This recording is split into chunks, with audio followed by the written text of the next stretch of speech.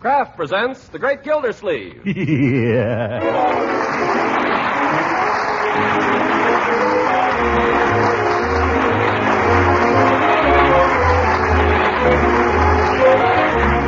The Kraft Cheese Company, who also bring you Bing Crosby every Thursday night, present each week at this time Harold Peary as The Great Gildersleeve, written by John Whedon and Sam Moore. We'll hear from The Great Gildersleeve in just a moment. But first, quite likely, a lot of you have been wondering about margarine lately, wondering what it's made of, what it tastes like, whether it's really nutritious. Of course, I'm not qualified to speak for all margarines, but I can tell you about Parquet margarine, the delicious, nutritious spread for bread made by Kraft. Parquet is a wholesome vegetable margarine made from selected American farm products in Kraft's spick and span modern plants. And as for flavor, well, Parquet margarine is made by Kraft to the same high standards of flavor and quality as all of Kraft's fine foods. Parquet's flavor is really outstanding. It's known, you see, as the margarine that tastes so deliciously good. Now, how about food value? Parquet margarine is a wholesome, nourishing food, one of the best energy foods you can serve. And every pound of Parquet contains 9,000 units of important vitamin A. So with these facts in mind, ask your dealer tomorrow for Parquet, P-A-R-K-A-Y. Parquet margarine made by Kraft.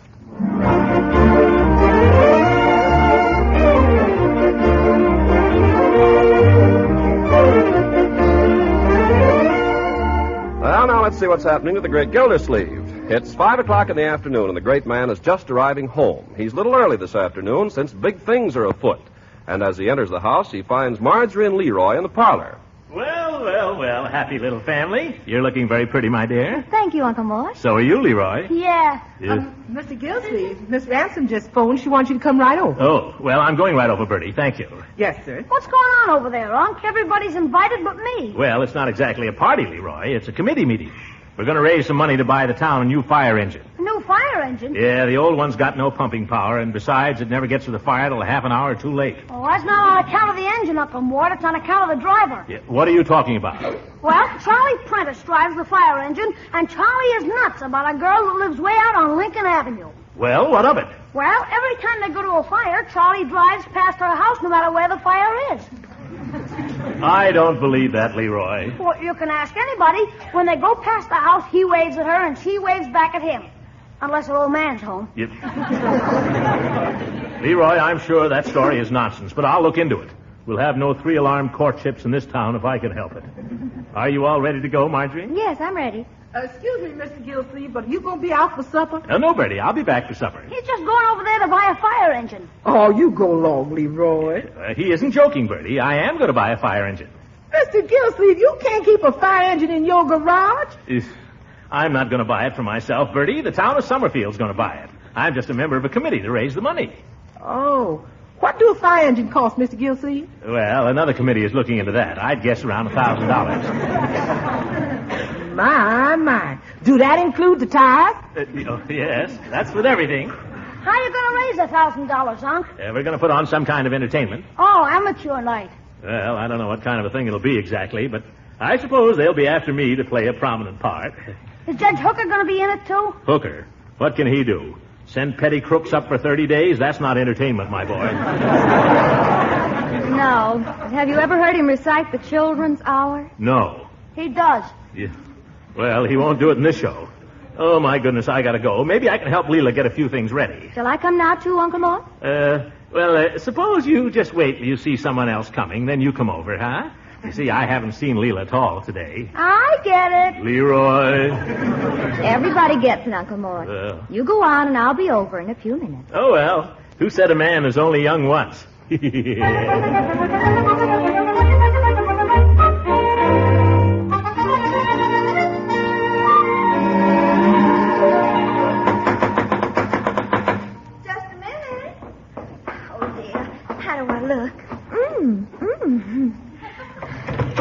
Throckmorton, I was afraid it was some of the others. Am I early? I hope. Well, there's nobody else here yet, if that's what you mean. Oh, good. You know, I'm so excited. I love giving tea parties, don't you? Now, let's see, there'll be Marjorie and Judge Hooker and Dr. Pettibone and Mrs. Pettibone. Yeah, why did Hooker have to ring her in for? She always wants to run everything.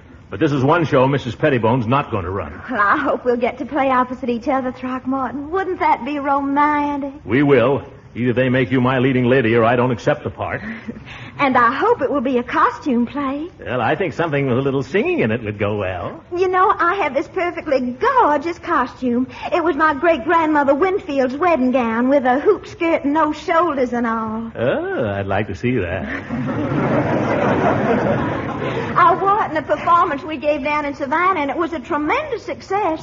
The gown, I mean. The entertainment lost money, but the boll weevil was bad that year. Well, the gown is in, definitely.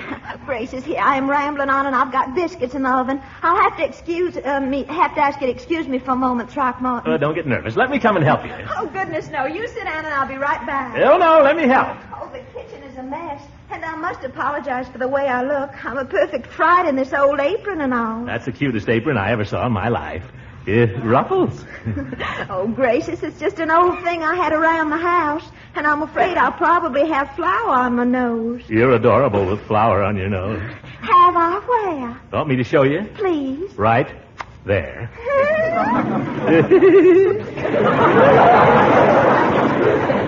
Oh, my goodness, the oven, Throckmorton, let me go. It's probably burning. Oh, let it burn. Well, if you want to help me here, you'll have to help. Otherwise, I shall have to banish you to the parlor. Well, just tell me what to do. Well, first, stop interfering with the cook. I make no promises. Well, for wonder, the biscuits are not ruined. I'll give them a few minutes more. Leela, this is kind of fun, isn't it? Watching the biscuits? No, being here in the kitchen together. You know what I'm pretending? What, Throckmorton? I'm pretending it's our kitchen. Oh, let's do that. Let's play house.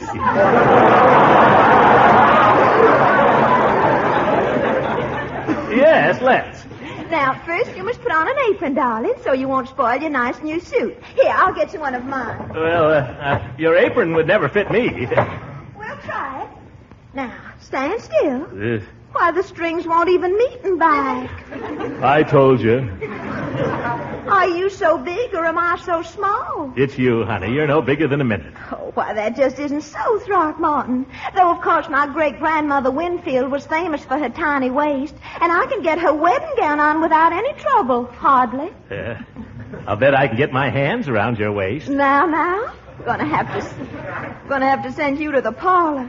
Throckmorton, do me a great favor, will you? Anything for you. Get me a can of anchovies. That's a lime. You'll find them in the pantry closet. Where in the closet? On about the third shelf, I think, toward the back. Oh! What is this, Fibber McGee's closet? Throckmorton, did you hurt yourself? Oh, no, I just got hit on the head with a load of canned goods, that's all. Leela, what is all this? You've got enough canned stuff in there to start a grocery. What's the idea? Well, maybe you'll think it's silly of me, Throckmorton, but I call that my hope chest. But Leela... Well, you see, I have this little man down at the Supreme Market, and he's just as nice. Every now and then he slips me an extra can of something, and I just put it away here for when we're married. But Leela, that's hoarding. I'm not hoarding, Throckmorton. I'm just saving up. If you can tell me the difference between that and hoarding, it's unpatriotic, Leela. Are you implying that I'm unpatriotic, Mr. Gildersleeve? Well, you don't mean to be. You might be interested to know that I had a grandfather who was a general. Well, he's probably turning over in his grave right now, then. The Army needs the food, Leela. That's why it's a crime to buy any more than you need. Oh, so I'm a criminal now. Well, I didn't say that. Yes, you did. I scrimp and save to make everything nice for you, and this is the kind of thanks I get. This is the way you play house.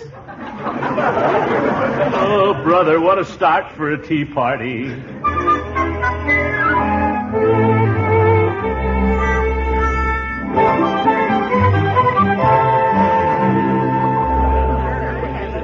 Mrs. Pettibone? Oh, thank you, Marjorie. Well, if you ask me, I think what we ought to do is give a concert.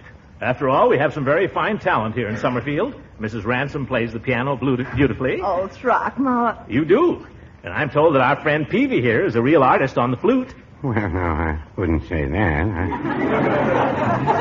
I haven't played since the town band broke up, and then it was a piccolo. Oh, well, that's all right. You can practice up, Peavy. Then there's Dr. Pettibone here. I'm sure he has his musical side. How about it, Doctor? Oh, I'm a wizard with the saw.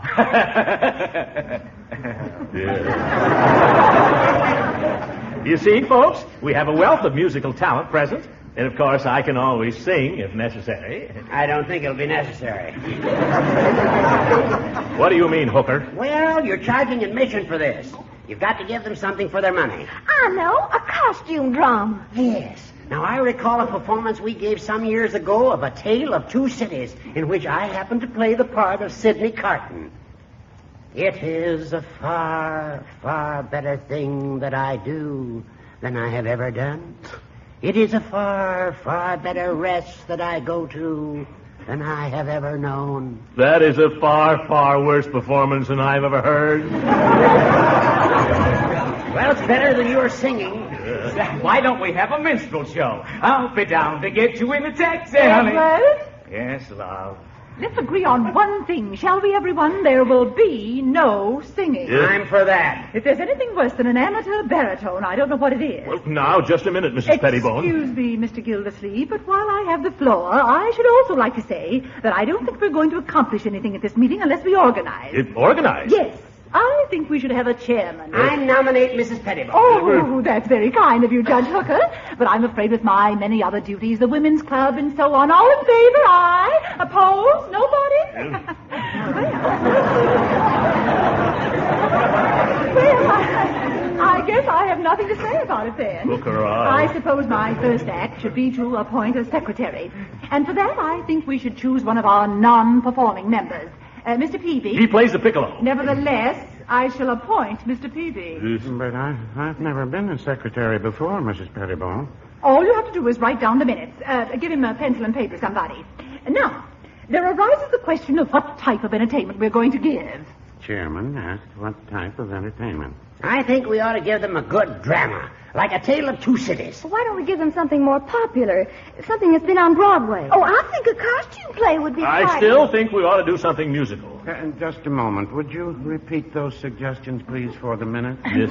Never mind, Mr. Peavy. As chairman, I think I can settle this very quickly. It happens that I have a play which I wrote myself that I think would be perfect. Chairman suggested own play. Is there any singing in it, Mrs. Pettibone? No. Oh. Gildersleeve wants to sing. But I'm sure you'll like the story, Mr. Gildersleeve. It's about this terribly attractive man. He comes home from Paris and runs into this sweet young thing. Oh, Leela. And they fall madly in love. Sounds very interesting. Go on. Would you repeat that, please, for the minute? Later, Mr. Peavy. I won't tell you the whole plot now, but it's a wonderful part for the right man. Oh, great. And I think it would be perfect for Judge Hooker. Yeah, Hooker! I thought this was supposed to be a romantic part. Well, whom would you suggest, Mr. Gildersleeve? Well, I wouldn't want to suggest anybody, but there must be 2 or 3 people here who could do better than the part than Hooker. 2, anyway. Or 1, at least. Would you repeat that, please, for the minute? Oh, never mind. Don't tell me you think you could play the part, Gildy. Well, what's wrong with that?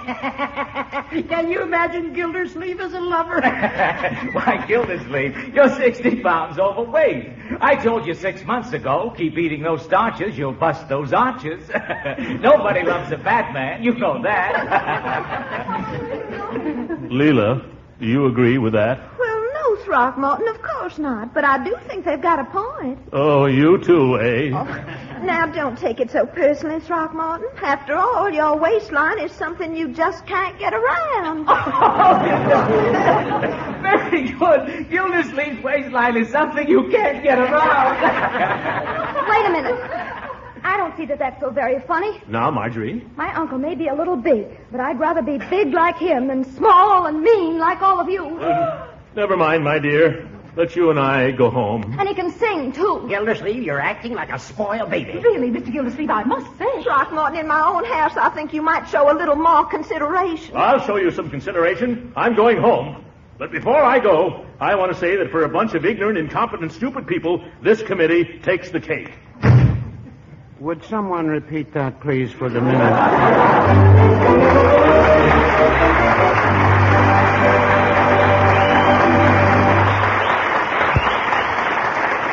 The Great Gildersleeve will be with us again in a few seconds. You know, that nursery rhyme about Old Mother Hubbard and her bare cupboard has a pretty up-to-the-minute ring to it these days. Because many of you are finding, I suppose, that favorite food products are sometimes missing from your grocer's shelves. Take the case of Parquet margarine, for example, Kraft's delicious spread for bread. Even though Kraft is doing everything possible to keep dealers supplied, some dealers just can't keep up with the ever-increasing demand. That's because more people are asking for Parquet margarine than ever before. They've discovered how deliciously good Parquet is, how nutritious it is, too. Of course, maybe you've been lucky. Maybe your dealer has always had enough Parquet to go around. But with a war on, it's wise to watch your dealer's stocks and buy Parquet whenever you can. Remember, besides being an excellent energy food, Parquet margarine is a reliable year-round source of important vitamin A. So always watch for, always ask for Parquet, P-A-R-K-A-Y. Parquet margarine made by Kraft.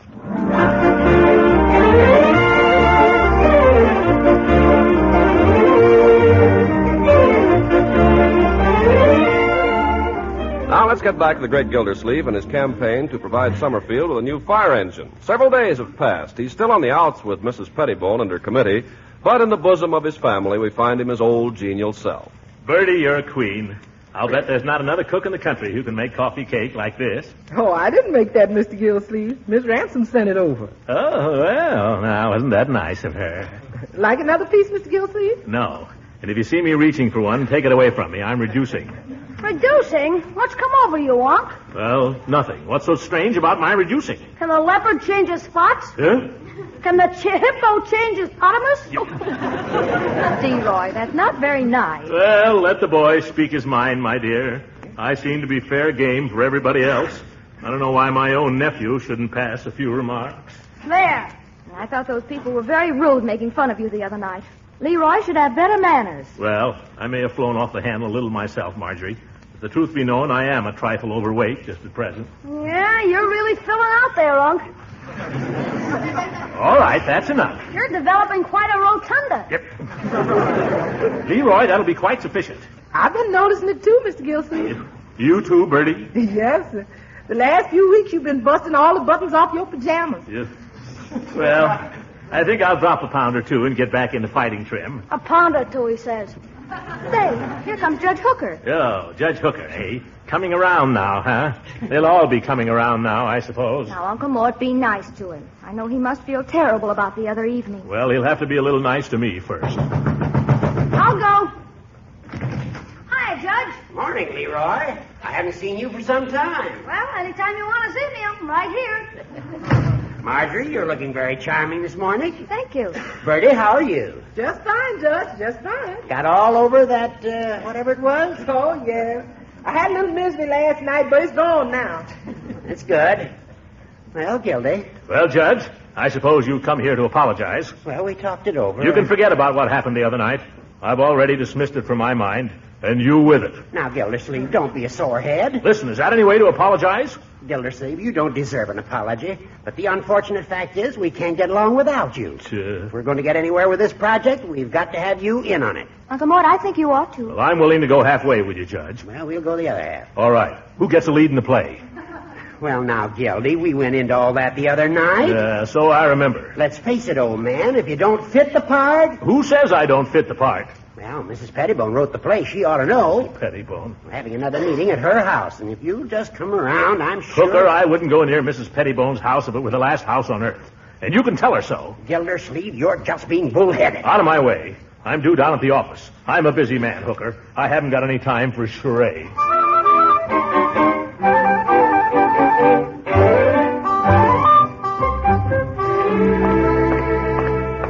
Mr. Gildersleeve. Mrs. Pettibone. Oh, Mr. Gildersleeve. She's been laying for me. Oh, hello, Mrs. Pettibone. Oh, you've been avoiding me, Mr. Gildersleeve. Oh, no, I haven't. I've been busy. Oh, yes, you have. But you know, I don't blame you. A man in your position must have so many things on his mind. Well, as a matter of fact, I have. Now, today I have to see a man at 11, and then I have to see another man at 11:30.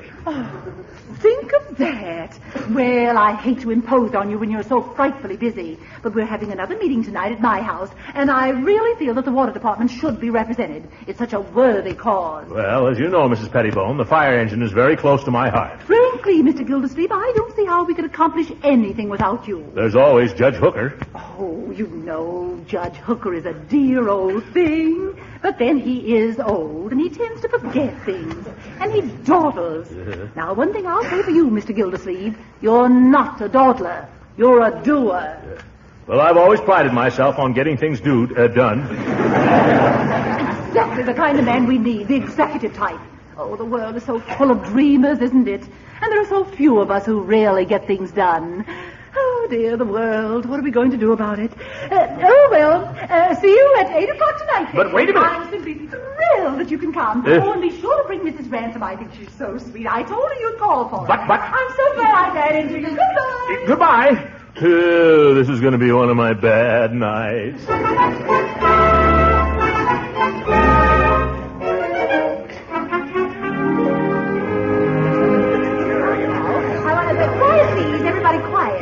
Any moment now, Mr. Gildersleeve will be arriving. We are very happy to have him back with us, and let's show him we are, shall we? Well, I don't know why not.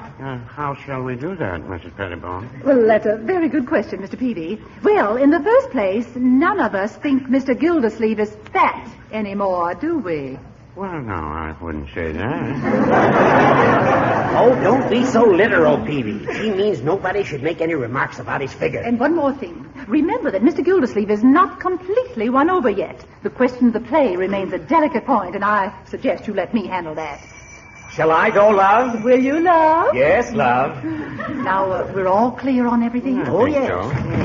Well, of all people, Gildersleeve and Mrs. Ransom. Gildersleeve, I never saw you looking better. Mrs. Ransom, you look like $1 million. Oh, now, don't. Oh, I should have gone myself. Oh, Mr. Gildersleeve, I'm so glad to see you. And Mrs. Ransom. Good evening, Mrs. Pettibone. Mrs. Pettibone, I want to make one thing clear to your committee.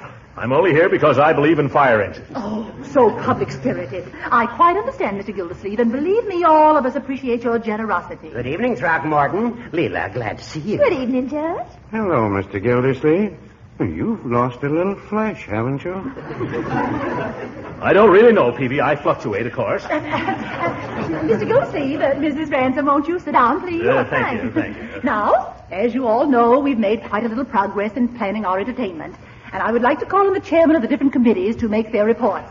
Let me see now, Judge Hooker. I believe you were the auditorium committee. Yes, ma'am. I'm very happy to report that we've been offered the Elks Hall for the night of the show. Will it cost us anything? No, but we'll have to let the Elks in at half price.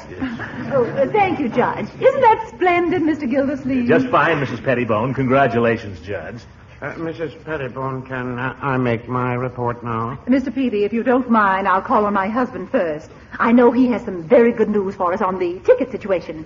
Speak up, love. Well, Fred Rosenoff is going to print the tickets for us, and if they're all sold, that'll bring in almost $1,500. Oh, I think that's marvelous, Dr. Pettibone. That's an awful lot of money. Of course, so far we haven't sold any. Is Rosenoff charging us to print the tickets? Oh, no, he has a bad gallbladder I'm looking at. Could I make my report now, please? Just a minute, Peavy. Mrs. Pettibone, I'd like to say a few words. Oh, Mr. Gildersleeve will be so pleased, won't we? Of course, Gildy. Go right ahead. Thank you. Would just like to say that I think the committee has done a wonderful job, and I'm proud to be associated with the committee. That's all. Mrs. Pettibone, I'd like to have some idea about the show. Oh, of course, my dear. One thing I meant to tell you. We have a wonderful part for you in which you simply must wear that lovely dress you were telling me about. Oh, now, isn't that thrilling, Throckmorton? You hear? That's fine, Oh, Lila. may I say at this time how pleased I am that we've all forgotten our little differences. Yeah. And I'm sure we're all going to put our shoulders to the wheel and all pull together. Mr. Gildersleeve, there's just one thing now that would make the evening perfect. What's that, Mrs. Pettibone? I've never heard you sing. Won't you favor us with a selection? My golly, she stops at nothing. Now, Mrs. Pettibone, I told you I'm much too busy to take part in the entertainment. But just for our pleasure this evening, Mr. Gildersleeve. Please, I'm told you really have a golden voice. Well, I used to do quite a bit of singing in my younger days. Oh, he sings beautifully. Do sing, Throckmorton. Will you play for me, Leela? I'd love to. Well, what shall it be? Something short? How about drink to me only with thine eyes? Nothing for me, thanks. Quiet, please. Quiet now. Drink to me only with thine eyes, and I will pledge with mine. Or leave a kiss within the cup, and I'll not ask for wine. The thirst that from the soul doth rise, doth ask a drink divine. But might I of Jove's nectar sip, I would not change for thine.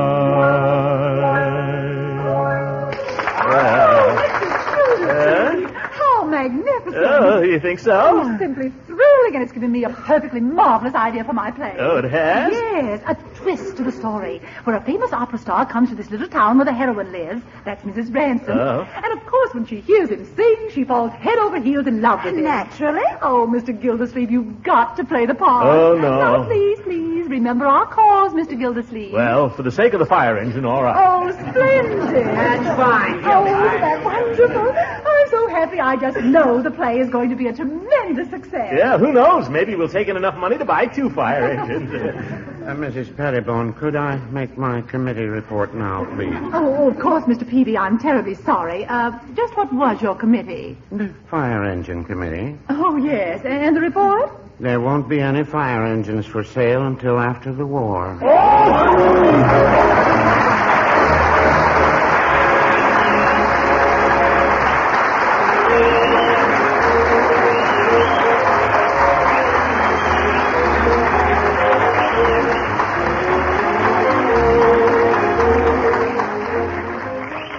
Well, there's been a lot of kidding around here about Gildersleeve's stomach, but I guess we're all a little concerned about our stomachs these days and what we're going to put in them.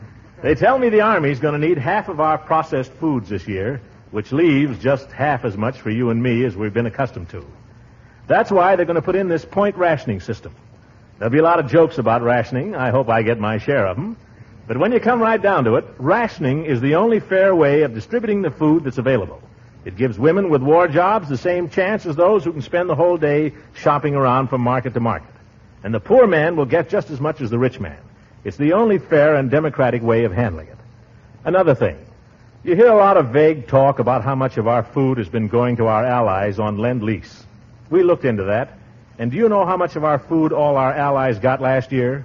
Only 7.5%. And if that contributed even a little to what the Russians are doing to the Nazis right now, brother, it was cheap. Good night, everybody.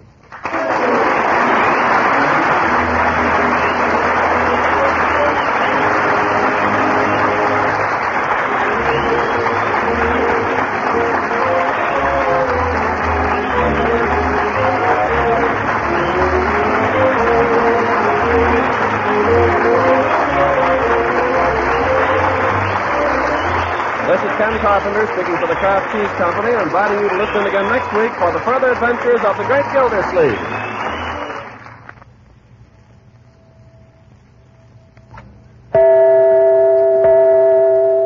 Have you discovered the speedy way to make swell macaroni and cheese? These days, clever women prepare that favorite main dish without any fuss of making a cheese sauce, without any bother with blanching and baking the macaroni. They simply open up a package of the product called Kraft Dinner. They cook the special Kraft Dinner macaroni quickly in boiling water. And with the Kraft Grated, which also comes in each Kraft Dinner package, they sprinkle the cheese flavor through and through. Presto, the dinner main dish is ready in only 7 minutes cooking time, and the cost is only a very few cents a serving. But the best part of it is, Kraft Dinner Macaroni and Cheese is extra special good, fluffy, light, and drenched in cheese flavor. When good cooks discover the 7-minute way of making macaroni and cheese, they say never again to the old-fashioned slow method. Of course, Kraft Dinner is extra popular these days. You can help your dealer with his problem of keeping stocked by ordering your Kraft Dinner early in the week. This program reached you from Hollywood. This is the National Broadcasting Company.